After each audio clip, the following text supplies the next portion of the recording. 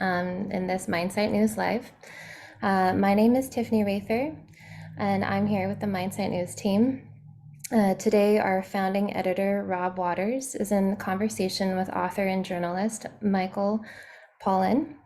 This is a first of a series of 4 live talks with people who are key players and observers of the effort to create new mental health therapies based around psychedelics.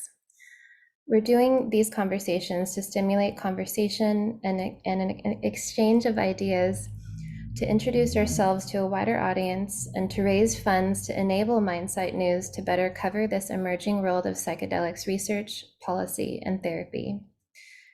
At the top of our website, mindsitenews.org, you can sign up to receive our newsletters and make a donation. We'll place the links for those in the Zoom chat a few times during the course of this event. And now, without further ado, let's bring in Rob and Michael. Oh, Rob, you're muted. Thank you, Tiffany, and good morning or good afternoon, depending on where you are. Michael, I think you're on the East Coast, so good afternoon to you. And thank you very much. Thanks for having me, Rob. Yeah, thanks for joining us. So a lot's happened since you and I last sat down a little over a year ago for an interview for the launch edition of MindSite News. Among them, MindSite News launched, creating a digital journalism site dedicated to covering mental health news. And we just celebrated our first birthday last week. Congratulations. Thank you. And for you, the Netflix version of How to Change Your Mind was released this summer. So I'm wondering, what was it like working on that series, and how was it different being suddenly a screen star compared to publishing books on the same subject that you've been writing about? Well, I've done documentaries about several of my books. I just find the process interesting, and I have a realistic sense of the audience for books is a lot smaller than the audience for television. And if you really want to reach people and change minds, you have to reach them where they are. So, going back to Botany of Desire, which I did a PBS special on in defense of food, and then Cooked, I did a Netflix series. So I've done it a few times. I find the whole process really interesting. I don't feel like I'm the author of these documentaries. I'm just one of many collaborators. And I'm always curious to see how another medium works and how you bring stories. I mean, you can't structure them in the same way you can in a book. And so I give a lot of latitude to the directors I'm working with. But so I enjoy the process. It was particularly frustrating this time because of COVID. There were places we couldn't go. There was COVID officers on set whenever we were shooting.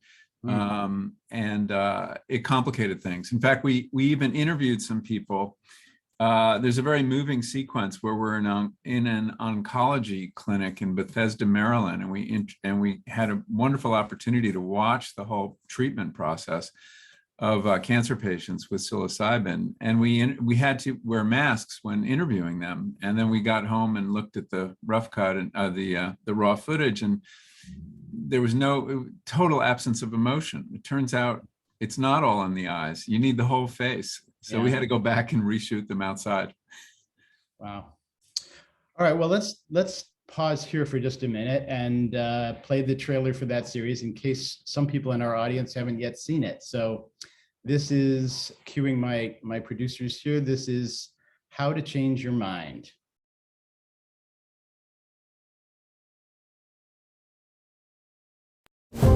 We've all heard really scary things about psychedelics. They scrambled your chromosomes. They caused you to hop off of buildings. It was all terrifying. So I took a look at the true effects of these substances. I was very surprised at what I found. Mescaline, psilocybin, MDMA, LSD. For a lot of people, this was the bad and evil drugs. The opposite is true. There are really people who could benefit. Can't wait to see what's going to happen. What if mental health problems like OCD, PTSD, alcoholism, and depression could all be helped? I'm a fairly conservative, sober scientist, but I've seen it work. And this medicine here starts to help heal. Some of my friends said, don't do it. psychedelic therapy has the potential to revolutionize mental health care. They broaden the lens and you realize, oh my goodness, there's all of this. I didn't know. It's like a light bulb has gone off. My story is the same story as millions of veterans. Where my story becomes unique is I took MDMA 3 times. It saved my life. It really did short-circuit this suicidal period that I was in. It's not like magic bullet that everything's perfect. But just think how much human suffering could be relieved. This is the tool for understanding the mind. María Sabina fue una mujer que ahora sí le abrió puerta a todo el mundo. This tension continues to grow. If the drug war ends, what's the peace look like? We're all striving to have good health and happiness. This medicine helped me stand on my own 2 feet. True science probes the very frontiers of human knowledge. And that's where psychedelic research is right now.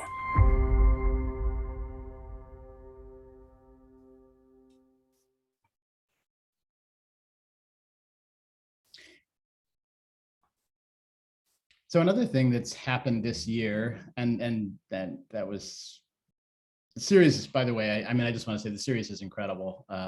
Watching the trailer reminded me of it. I watched it when it was released, but I'm wondering, you know, this year, in addition to the 2 things I mentioned before, you know, a lot of other things have happened, and especially in the world of psychedelic research. When we talked a year ago, there were 70 clinical trials for psilocybin listed on clinicaltrials.gov. Today, there are 120. There were 60 or so for MDMA or ecstasy. Now there are more than 80. There were 15 trials for LSD, and now there are 80. And 19 of those, by the way, are in Switzerland, where the molecule was first synthesized, 80 years ago. So what do you make of all that, and how do you account for this sort of seismic shift in the way the culture, the government, and investors see psychedelics now? Yeah, another thing that happened you didn't mention, I think is really significant, is the NIH began giving grants for psychedelic research. That was not the case until I think this year or just the end of last year. And I think so far they've given out 3 grants. So NIDA is giving out a lot, right? Yeah, and I think that's a huge deal. It's remarkable how much research was done since, say, 2000, when this renaissance began, although very few of us noticed it at the time, all privately funded. You know, wealthy individuals, foundations did it all. So there is a much greater acceptance. The stigma is lifting from a lot of these substances. You know, and I think that has to do with the fact that a lot of the research has been pretty successful, and surprisingly so in some cases. These are encouraging results. We're not quite at the point of approval for these substances yet, but we're getting close. We've had one phase 3 study of MDMA for trauma, which showed a powerful effect size, and about 2/3 of the people in it lost their diagnosis, no longer qualified for a PTSD diagnosis. That's pretty remarkable. And we've seen some encouraging results of psilocybin for depression. The research also is just kind of expanding into other indications. You know, there's studies underway using psilocybin to treat obsessive compulsive disorder, eating disorders. So people are trying it on lots of different things, and I think that's part of it. Plus, there's also a lot of corporate money now. You know, there are these new pharmaceutical companies, and they are doing trials as well. Yeah, we're going to talk about those. Yeah. So yeah, I mean, you just mentioned that. In fact, I mean, the just for psilocybin, indications that psilocybin is now being tested for in clinical trials include PTSD, alcohol disorder, depression, OCD, palliative care, Lyme disease, methamphetamine addiction, anorexia, burnout among COVID physicians, bipolar disorder, mood in long-term AIDS survivors. That's a remarkable range of indications and of treatment. Yeah, and it's enough to make you wonder. I mean, is this exactly. It raises my suspicions a little bit.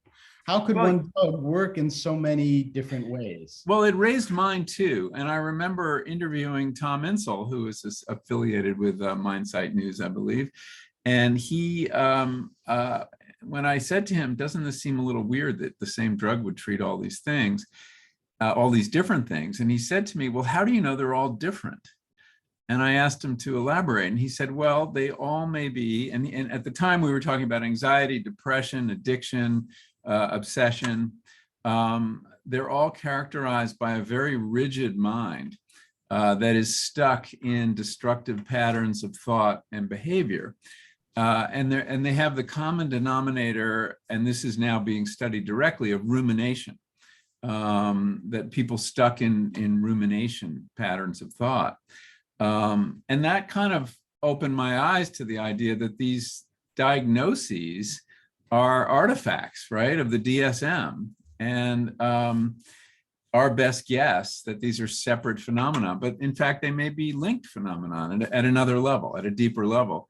And it may be that the psychedelics are addressing that deeper level and allowing people to break out of these patterns. There is another set of disorders, of course, on the other end of the spectrum, such as personality disorder and mania and schizophrenia, that very few people think psychedelics will be useful for. Those are brains perhaps characterized by an excess of disorder, and they don't need the noise that psychedelics injects into a very ordered brain. Mm-hmm. So looking ahead a little bit, things are moving on two fronts. One is the effort to legalize or decriminalize psychedelics in cities and states, and the other, which you just referred to, is on the more traditional drug approval front. So 3 years ago, you wrote an op-ed in the New York Times that was headlined, "Not so fast on psychedelic mushrooms. Psilocybin has a lot of potential as medicine, but we don't know enough about it yet to legalize it." And you described the periods of irrational exuberance and irrational stigmatization, both, that have been applied to psychedelics, and expressed your concern that ballot initiatives legalizing psychedelics may not be the smartest approach. So now it's October 2022. 3 months from today, psilocybin, or at least the provision of psilocybin services, becomes legal in Oregon. What does the law actually do there in Oregon, and how do you view that law and the experiment that's coming there and potentially Colorado and other places?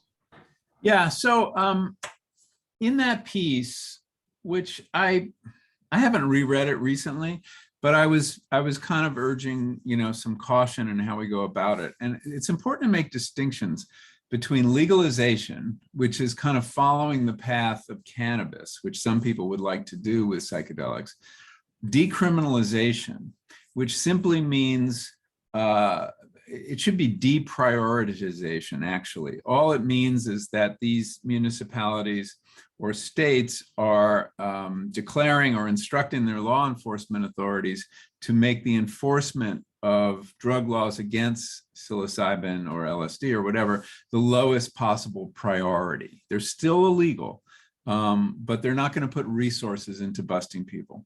And in those cases, in both cases, actually, federally, it's still illegal. I think people need to understand that nobody is actually legalizing these drugs yet. And it would take federal action for that to happen, or rescheduling in the case of medical use. The Oregon example is very interesting to me, and I support it as an experiment well worth conducting. In this case, a ballot initiative was passed that instructs the State Department of Health to train and license psychedelic guides or facilitators, also to license growers of magic mushrooms, psilocybe mushrooms, and provide psychedelic, I don't want to use the word therapy because you don't actually need a diagnosis, but psychedelic services or guided psilocybin sessions. It's being approached, from everything I know, and we follow it very closely at the Microdose, which is the newsletter published at the Berkeley Center for the Science of Psychedelics, where I'm one of the co-founders. And if you want to get up to date, read the last few issues of the Microdose. It's available on Substack. And it's a terrific resource. Thank you. So they're going about it in a very deliberate way. The state government seems to be taking it very seriously, and they're figuring out exactly, who's qualified to offer these treatments. How much should they charge? How can you guarantee the purity of the drugs? Really difficult questions. And they've got a hard deadline at the end of this year, I think, or beginning of next year.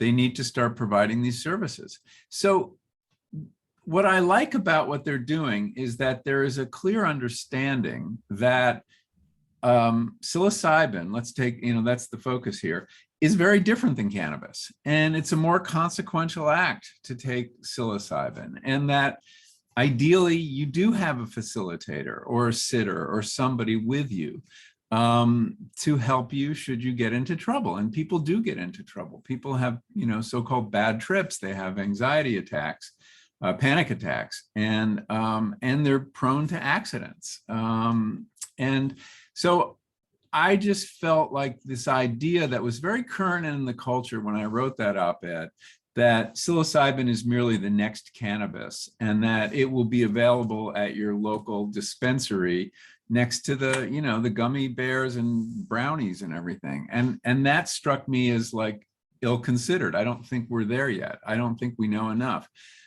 One of the convictions I came out of all this research I did on psychedelics is that the psychedelic experience, which is very powerful, can be very powerful. And I'm not talking about microdosing here. I think it's important to understand. Microdosing is safe. Who knows if it actually does anything, but it seems to help some people.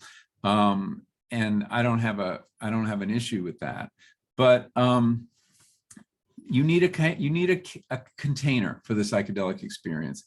And one of the problems we ran into in the 60s, I think, is the drug showed up without an instruction manual. There was no container. People didn't know how to use them. They did, and some people took them and went to concerts or whatever, and other people did kind of crazy things like, put them in the punch bowl and dose their friends without their permission, or strangers without their permission. So there was not a real effort to figure out what's the wisest way to use these substances. And I'm not someone who believes that medicalization is the only path for psychedelics. I think they have great value to people who don't have mental illness. I think they have great spiritual value to people, interested in developing along those lines. But I do think that until we understand them more, until we've developed the kind of cultural rules of the road, which involve rituals, by the way, that, I don't think we should legalize them. And that gets interpreted as an elitist point of view that, only people who can afford sitters and or, medical treatments with psychedelics should have access to them. But I think there are ways to extend access without making it super expensive.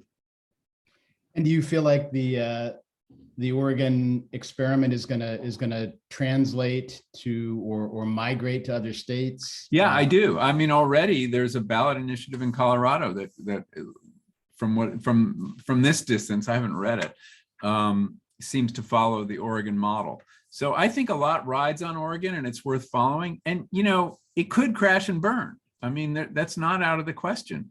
I mean, here you have a State Department of Health essentially usurping the FDA's authority to regulate drugs. Are they going to stand for it? So far, they have.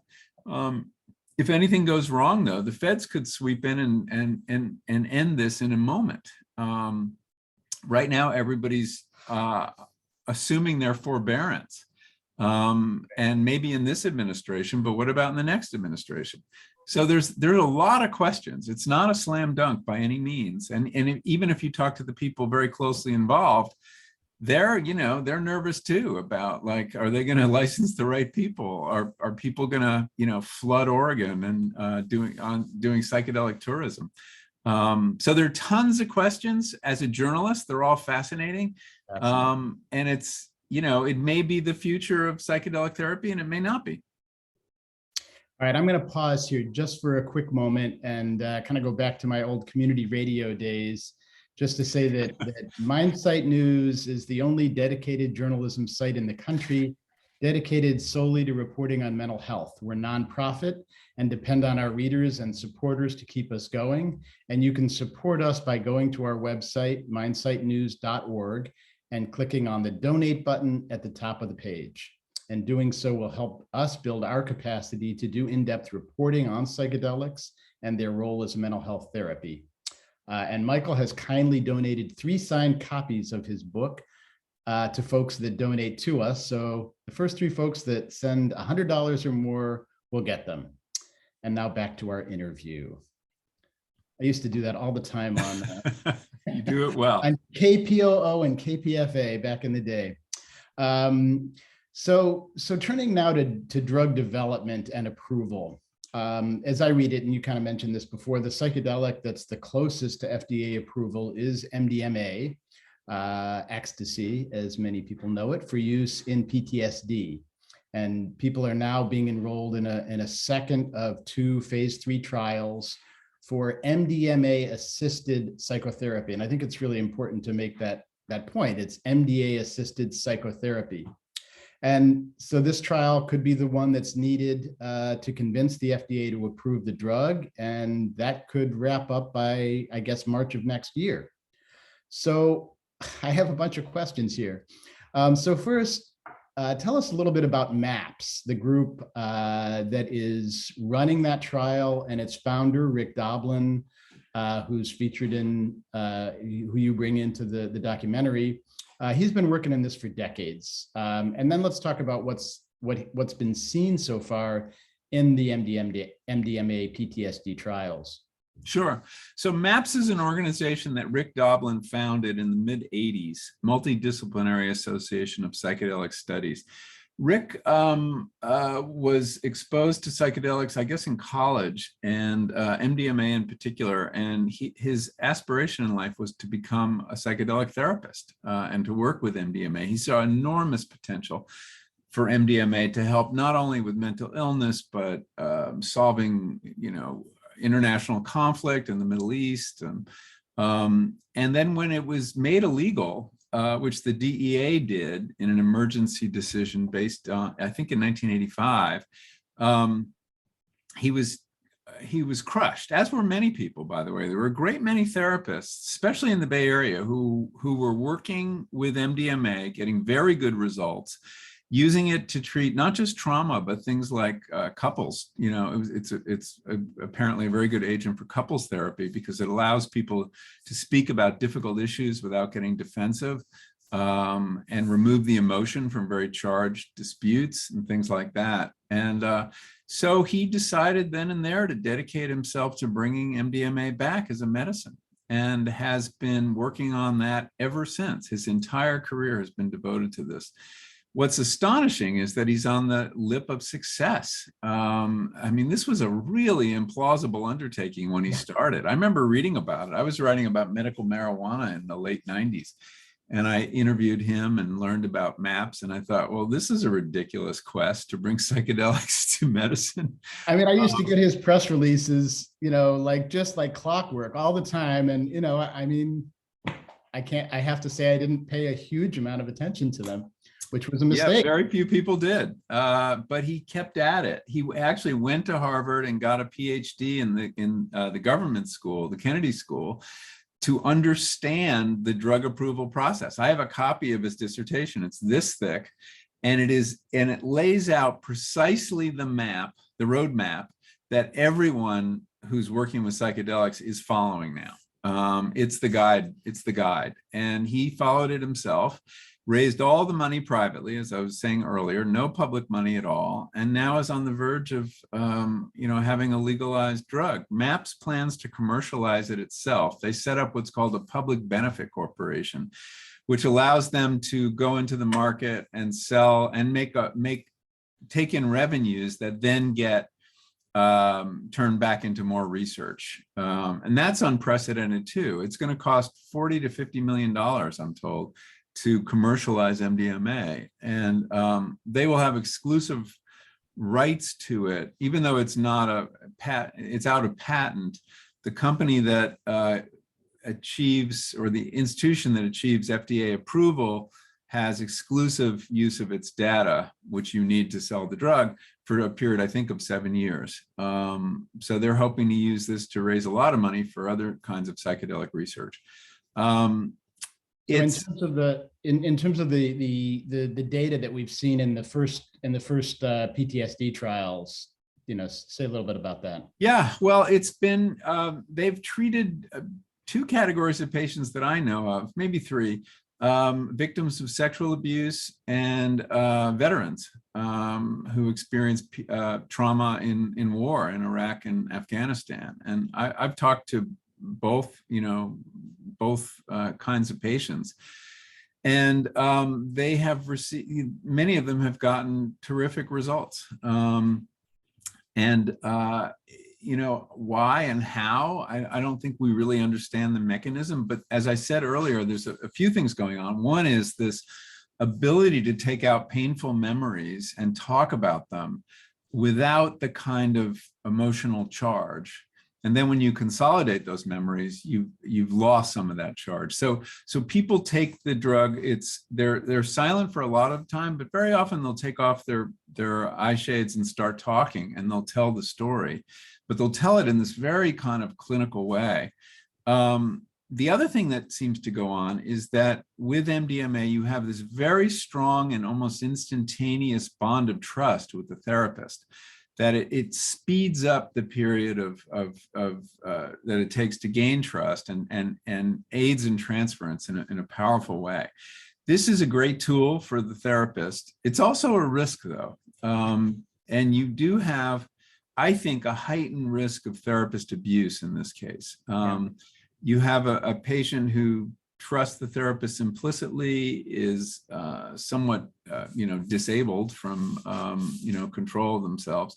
And there have been cases, including in the MAPS trial, by the way, of therapists who abused their patients. And I think this is going to be an issue that we're going to have to grapple with.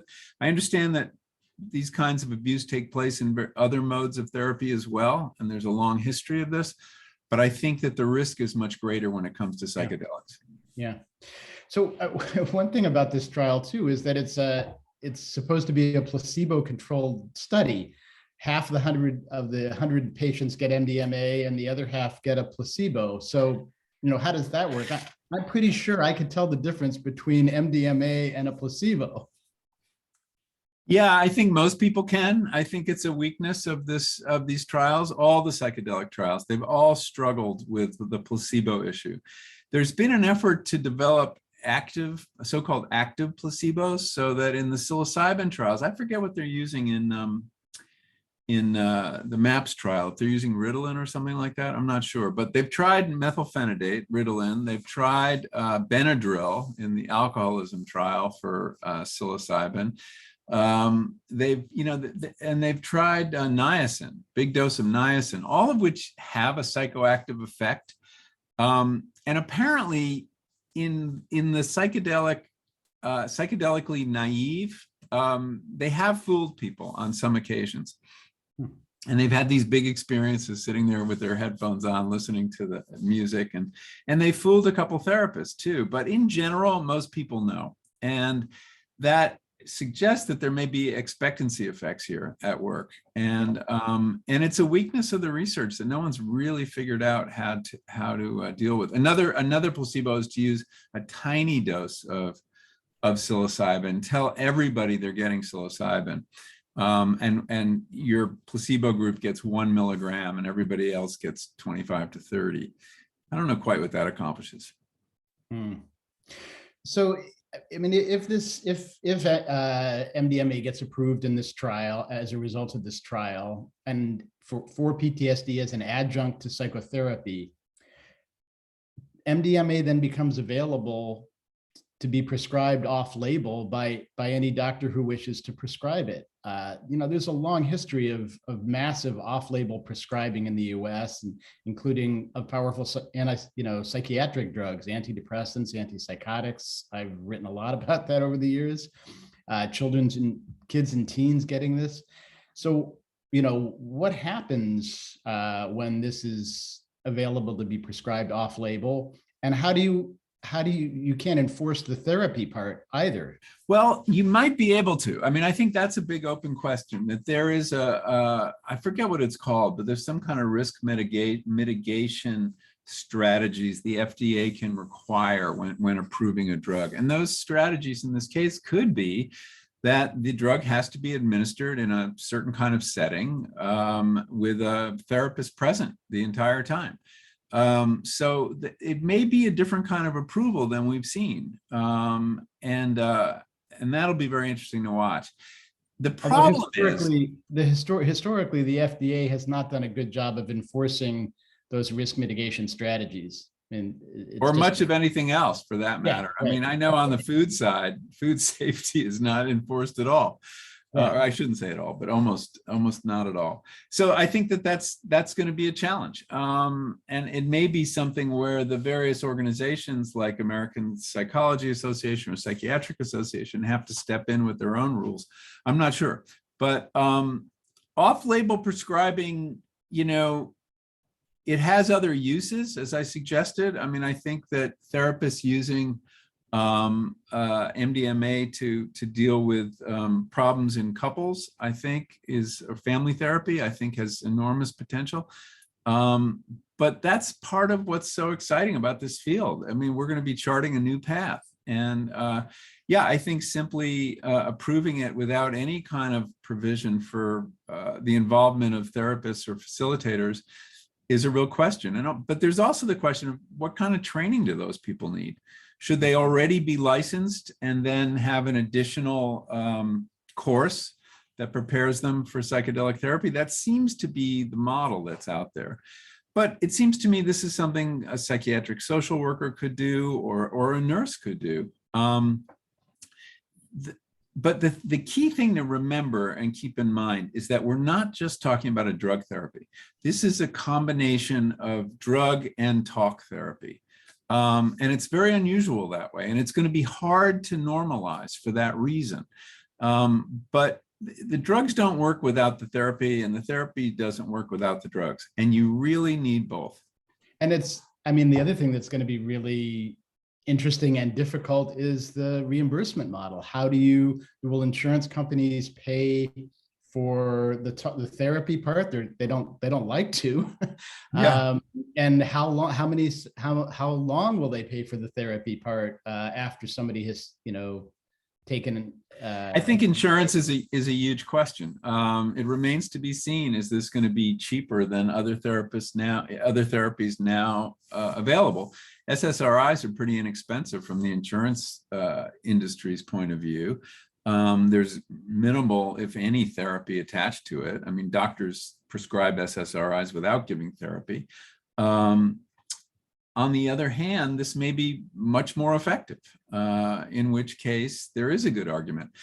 It requires, though, even though you only take the drugs once or twice or maybe 3 times in your life, which is a difficult model for the pharmaceutical industry, of course, which profits from drugs you take every day of your life, you do need many hours of therapeutic support. There's a preparation session, which can take several hours. You have usually 2 guides sitting with the patient during the psilocybin or MDMA session. They're not doing a lot. It's not very guided or interventionist. The idea is you let the thing go where it's going to go and don't say very much unless the volunteer is having trouble or wants to talk. And then you have a very important post-session meeting of at least 2 hours, which is called an integration session. And that is where the real skill of the therapist comes in terms of making sense of what can be a very chaotic, confusing experience. and pulling out the elements and the insights that can be applied to the patient's life. I know from my own experience, I didn't immediately understand what something meant. And it wasn't until I kind of turned it into narrative with the help of my wife or a guide that it really became clear that this was useful information, and it meant something and I could act on it. I'm curious, how much did the writing process also help you elucidate the that? writing process helps a lot. I mean, one of the in most of the trials I wrote about, and I remember this was particularly true at Johns Hopkins and NYU, the volunteers are required to write an account of their experience. And I did that with all my experiences, and I would do it as soon as I could. The night of the experience, I would write an account. And there is an amazing process that takes place when you have to force things through the needle of grammatical sentences. And what is a very multidimensional, confusing experience, suddenly, there's salient things that you focus on and other things go away. And there's a process of editing, I think, that happens. And you are turning it into useful information. And so, yeah, I think it's vitally important. I think it should be, a real central part of psychedelic therapy. You can also do it talking to somebody, but I found that writing it down also helped me remember it. And I want to remember it. I mean, there's so many things that happen that I refer back to I think writing's a really important part of the process. Just thinking about this a little bit in terms of these therapies may come on the market requiring psychotherapy, or at least you would hope that they are going to be accompanied by psychotherapy in all cases, at a time of tremendous shortage of therapists and of clinicians of all kinds. So, I guess there's two things that come to mind for me. One is that this could be a disaster because there just simply aren't enough therapists. The other is that maybe this helps solve the workforce problem by exciting people who want to get into this space and get into the pipeline of, being guides. Maybe they're not fully licensed clinicians. Maybe you find that you don't need that. You can train as a psychotherapeutic, psychedelic psychotherapeutic guide, a peer supporter, but it could both be a problem and it could be a solution. It seems. Yeah, I mean, MAPS estimates we're going to need tens of thousands of psychedelic guides in the next 10 years. I forget what the number is, but it's like 50,000 or some outrageous number. And there are several training programs that have gotten started, including one at Berkeley that, at the center that I'm involved with. We just began our first cohort a couple of weeks ago. So far, most of them, I think, are taking as applicants people who already hold some sort of license. But that may change. I think one of the things that we need to figure out is what degree of expertise do you need to guide this kind of therapy? It could be that you need one person who's a licensed therapist and someone else who isn't, who could have some other background entirely. The reason for two is basically to guard against therapist abuse. It's usually a man and a woman, and so that second person can be more of a babysitter than an expert. So all of that remains to be worked out, but there are lots of people interested in becoming guides, and they range all over the place. There was the first program was at CIIS, the California Institute for Integral Studies, and I sat in on the first or one of the first cohorts, and I was amazed at the range of people. There were several MDs who were interested and wanted to add this to their bag of their toolkit. There were psychologists, there were psychiatrists, there were nurses, and it just ran the gamut. And I think that's still the case. And at that first session, I remember meeting a pair of oncologists from Bethesda, Maryland, who we ended up filming, who felt that they wanted to add psychedelic therapy to their oncology practice. Pretty radical idea, but they've done it. operating under clinical trials, but they're offering to their oncology patients this treatment, which is amazing. It's a whole different way to approach oncology. And obviously, this is not a treatment to cure the cancer. This is a treatment to deal with the mental distress caused by the cancer. But to be that holistic in what an oncology practice offers is I think, really a breakthrough. Yeah, and the potentials for also for helping people sort of negotiate, the end of their life and just coming to some insights or coming to some terms with the meaning of their life and with the experience of death. I think that's to me, that's been the most meaningful work. And I would say the one of the biggest contributions that psychedelic medicine has. I've talked to a lot of those patients, and their psilocybin experiences have completely reset their thinking about their death and the remainder of their lives, or their fear of recurrence too, which is another thing that cancer patients who've been treated successfully deal with. And that can be paralyzing also.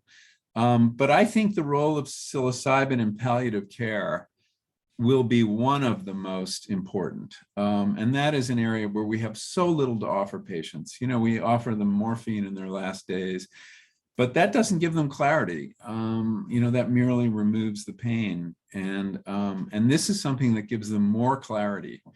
So I think that's one of the most exciting areas to work in. And talking about the different kinds of people who can administer it, there's great interest among chaplains in training to become licensed psychedelic therapists. And if you think about it, chaplains deal with people at the end of life all the time. And to have this tool available to them would be very powerful.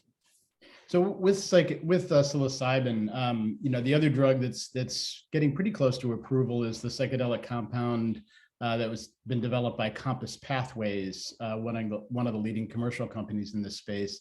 So they've created a synthesized version of psilocybin, and I guess they ran the largest trial to date of a psychedelic compound for treatment-resistant depression. Depression that doesn't respond to other therapies like antidepressants. So what kind of results did that trial get, and how is the therapy process there? Because again, it's assisted, assisted therapy, the drug and the therapy. How is that going to work? Yeah, so Compass has done trials, I think, in 8 sites, or maybe it's 8 sites just in Europe and several sites here. The oncology practice I talked about is one of their sites, actually. And they've gotten good results. I have not read them. I don't think they were quite as good as people hoped or expected. At least the stock market didn't think so. And their stock was pounded after the results came out. But still, they were, notable. I mean, treatment-resistant depression is, as the definition, as the words tell you, very hard to treat, and that there is somewhere to go after all the other treatments have failed is important news, I think, and very encouraging. I think it was something like a quarter of the patients in that trial who did not previously respond to antidepressants, et cetera, did have a positive result from. I'm glad you've got the statistics at the tip of your tongue, because I don't. But that's a big deal. I think that is a big deal. Compass makes a lot of the fact that they have this, new synthetic version, but it's psilocybin. I mean, it's been synthesized before. Albert Hofmann synthesized it many years ago, and all the psilocybin trials are using a synthetic compound. Compass claims there's something unique about theirs that will give them some intellectual property in this space, but there are other people challenging that idea. I don't think it's unique, and but that shouldn't distract us from the point that this is psilocybin that they're working with and getting some encouraging results. There was another trial done at Imperial College too that tested psilocybin up against the leading SSRI there. And got good results, but not as dramatic. Although if you dig into the paper, which I encourage people who know their way around this material to do, there are like 3 or 4 different measures of depression Some are, doctor assessed, some are patient assessed. And it did much better on some than others. I don't know what this means exactly, but the one that they led with in the abstract was the least successful. And that showed comparable benefit to an SSRI. But there were other measures that showed dramatic, much stronger effect sizes. Why did they lead with the weakest? I don't know. You should ask the editors at New England Journal of Medicine. Well, I think one of the reasons is because that was the predetermined outcome measure that they were, primary outcome measure that they were going to look at. So they only registered one? Yeah, I think that's right. I see. Or they primarily listed one, and then they took some heat, I think, from some critics for then sort of talking about some of the other ones. This is why you have to read MindSite News. They're staying on top of this stuff, which I'm not always on top of. So Compass is one of about 50 or so publicly traded psychedelic companies with a stock value at this moment of around $4 billion. I think it was even higher, as you mentioned. A lot of these companies have been pounded in the last few months, so their market caps have gone down a bit. But there's a lot of controversy around these companies, as you sort of alluded to, essentially between the commercial effort to develop drugs as compounds to be synthesized and standardized, and the effort to legalize the natural substances or decriminalize the natural substances that underlie them. So the journal Anthropology of Consciousness just published an article titled "Dark Side of the Shroom: Erasing Indigenous and Counterculture Wisdoms with Psychedelic Capitalism," and it decried the bait and switch substitution of the medical for the sacred, and asks the question as to why companies should be allowed to profit on organisms that can easily be grown in your closet. The counter to that is that if you want to reach large numbers of people and have a real effect on the mental health of people and the mental health system, you have to enter the mainstream system and create drugs. That would be the argument. So how do you see that whole controversy? Well, that kind of argument, which I've heard before, I haven't read this piece, but I've heard before, implies that one path toward acceptance or use or legalization negates another path. And I don't think that's true. I think as much as Compass would like to control psilocybin, they know quite well they won't be able to, because you can grow it in your closet. It's not hard to grow. So that the enclosure movement that people are worried about, I think will fail to the extent people try it. There will be at least three paths, I think, along which psychedelics will enter our society. One is the medical path. As you point out, it's very important because it probably promises the greatest access to the greatest number of people, if it is ultimately covered by insurance. Private psychedelic therapy in the last few years has gotten incredibly expensive. It's a market I've been in going back to the 2016 or so, and what people are charging to underground, I'm talking about underground people, has gone up dramatically. You could argue that there's profiteering because demand exceeds supply. One hopes that medical psychedelic therapy covered by insurance will make it accessible to lots of people. We don't know for sure. So then you're going to have this religious path, which I think is also going to be very important. There are psychedelic churches now popping up all over the place, where a group of people come together and declare that LSD or psilocybin or MDMA is their sacrament. And it's up to the government to prove that it's not a real religion. And the government, this Supreme Court doesn't like to do that. They tend to defer to religious reasons for doing things, including breaking the law. I mean, there are already a couple psilocybin churches psychedelic churches that have the right to use peyote in the case of Native Americans, but ayahuasca in the case of two Brazilian traditions. And I think that there will be many more psychedelic churches. So that will be another way. So I don't see this either or thing. I mean, I think some of the land grab around patenting is, unfortunate. I understand it. I mean, that's kind of how the pharmaceutical industry works, that you have to have some intellectual property. And maybe with all this capital that's been raised, some of these companies will improve on the psychedelics we have. There's work going on to make a shorter acting LSD. That might be a good contribution. There's work going on to take the trip out of psychedelics. Yeah, that's also really interesting. I mean, there are people who are really troubled by the side effects of psychedelics, which may be the whole point of psychedelics, the experience. But that's a very interesting intellectual question. Many of the researchers strongly believe that it is the nature of the experience occasioned by the molecule that leads to the treatment effect. But there are others who think that there's a neurological effect, increases in brain plasticity or neurogenesis or anti-inflammation. All are real effects of psychedelics. So there is an attempt to develop that non-psychoactive psychedelic. We'll see if it works. I tend to be skeptical. It might do other things, though. If it's a powerful anti-inflammatory, you wouldn't want that to get you high. Mm-hmm. So so I mean, it's interesting to think about how this could go.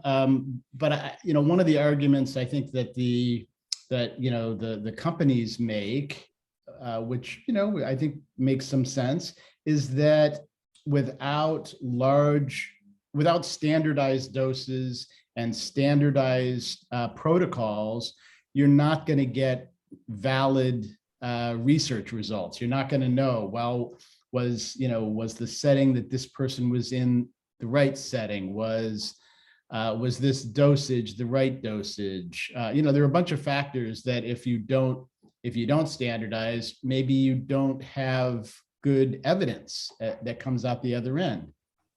What do you think? Yeah, that may be. Although, don't forget the reason we're doing all this psychedelic research is because many of the people doing it had good results working in the underground. They don't talk about it very much, but and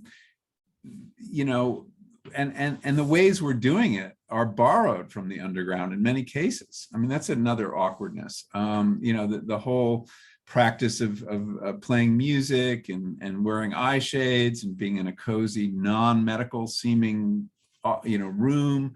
Set and setting is set and setting. Those are Timothy Leary's terms, and they're very powerful. Although we've never scientifically validated the set and setting we're using. I mean, I think you point to a weakness in the research, which is that we're doing a lot of things. There are many variables in the experience. It's not just the drug. It's not just the guides.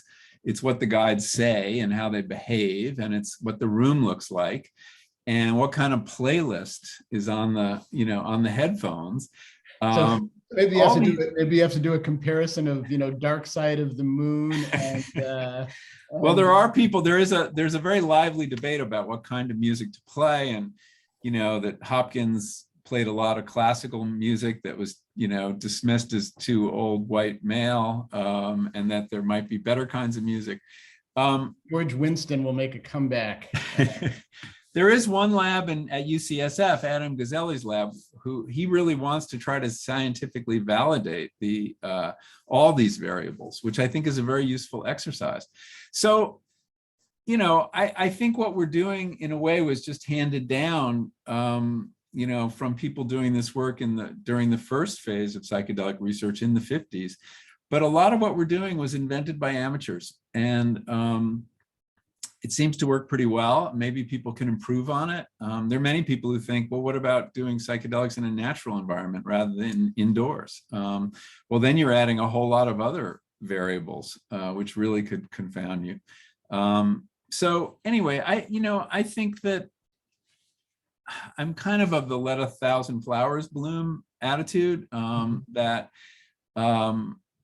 there is a certain class of patients or people who will benefit most by having the highly standardized, and they'll feel more comfortable too, by the way. I mean, I talk to people all the time who are desperate and dealing with mental health problems, for whom going outside the medical establishment, which might be the smartest thing to do since it's not legal for them, is just verboten. I mean, they're just not comfortable. They'll do ketamine because it's legal, but they won't touch psilocybin, which is a safer drug and perhaps more effective.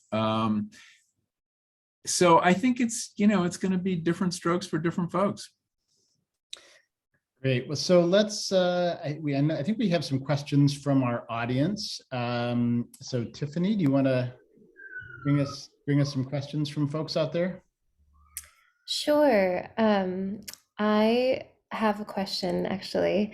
You, in your docu-series, I believe it was episode 4, you had talked about Indigenous communities, specifically the Native American Church and their history with colonization. So I'm just curious, as we move towards commercialization and licensure, how is cultural appropriation addressed? Well, I think it needs to be addressed. There's been a debate going on between the Decrim Nature movement, which is one of the organizations loosely defined that has been pushing for decriminalization, whether that should include peyote. Peyote has been of vital importance to thousands of Native Americans. It has helped preserve Native American culture when it was on the verge of annihilation. It is now healing in these communities. I mean, I witnessed all this, and there's a shortage of peyote. It only grows in a very narrow band along the Rio Grande, and the demand for it exceeds the supply. It's very slow growing and very hard to grow in your garden. It takes 15 years from seed to usable drug. And so there are people who objected to the fact that that Decrim included peyote in the list of plant medicines that they were trying to get decriminalized.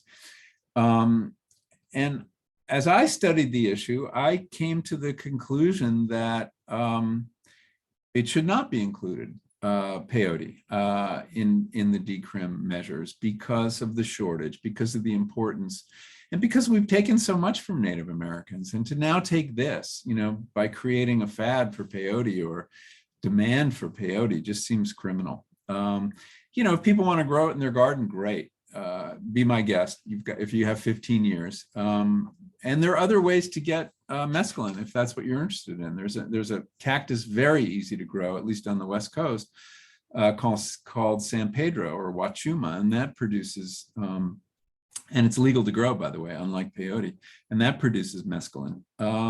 But I think that, look, the history, all psychedelic use to some extent is cultural appropriation, leaving aside MDMA, that these, psilocybin was rediscovered in Mexico in the 1950s. It had been used underground since the Spanish conquest, and that this is wisdom that has been acquired, or you could say taken from Native Americans in one place or another. And there's a real active discussion in this community about how to recognize that debt and whether reparations are in order. And it's something at the Berkeley Center we grapple with.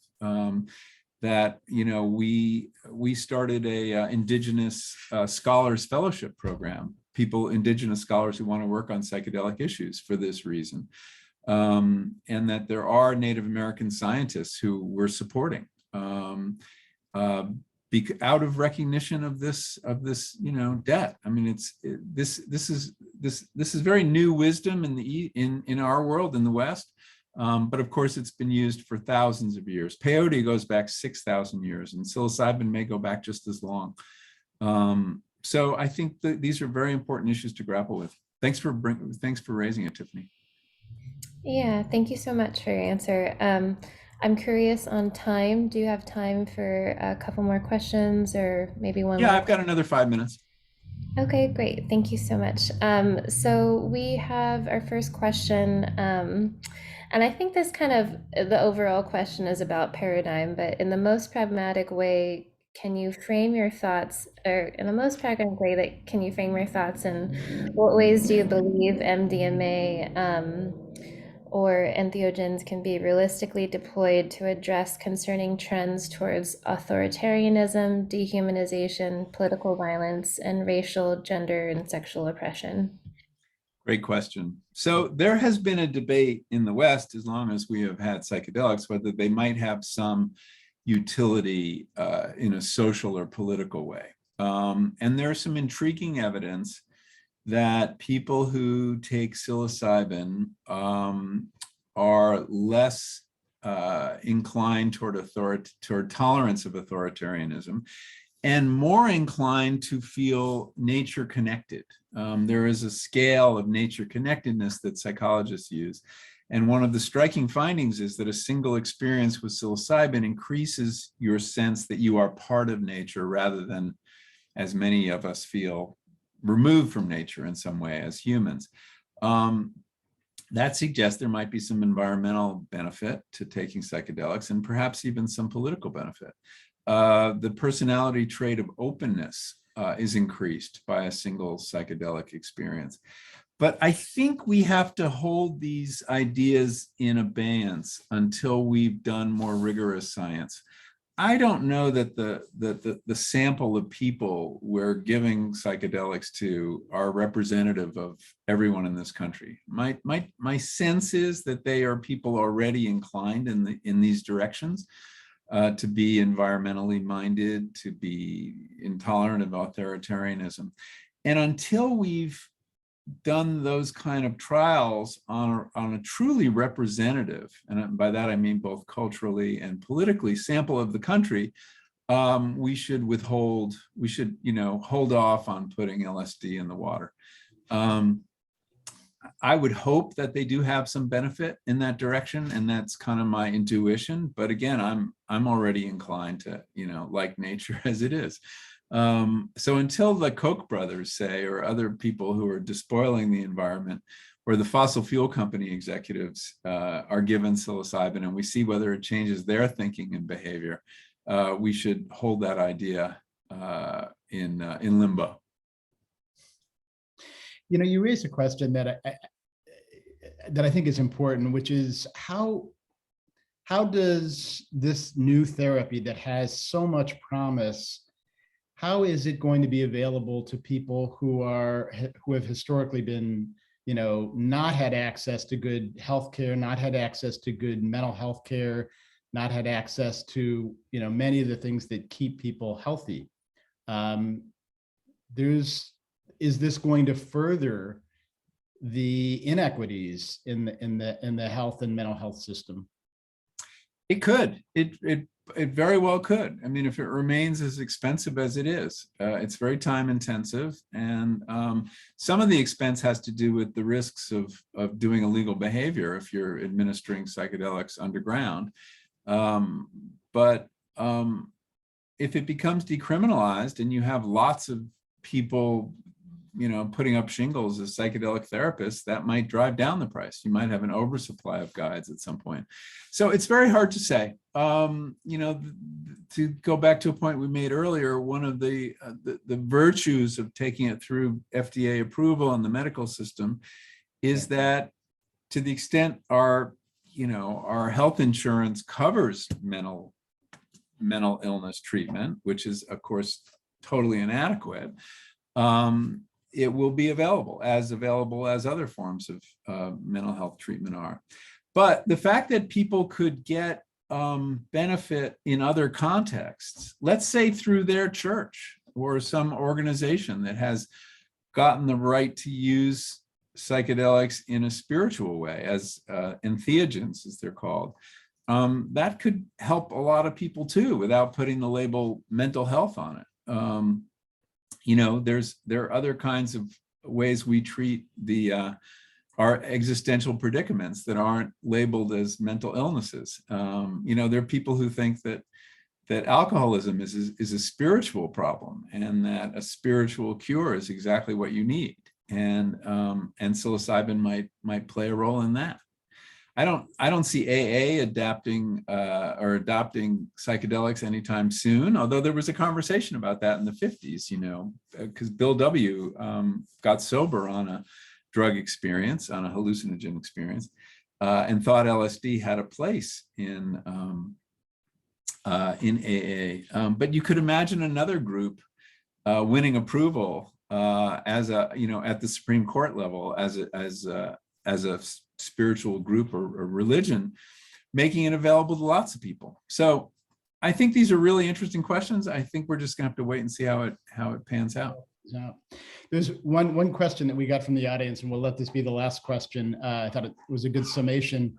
Your wonderfully immersive writing has helped to shift the thinking on plants, food choices, and now psychedelics. What's next?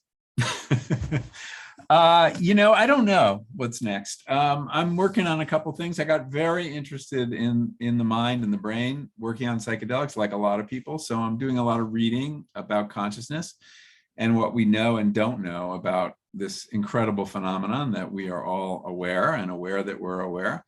So it may be something in that general area if I can figure anything out. But I continue to follow this field closely, and I continue to follow the food field closely, you know, which I'd written about for many years.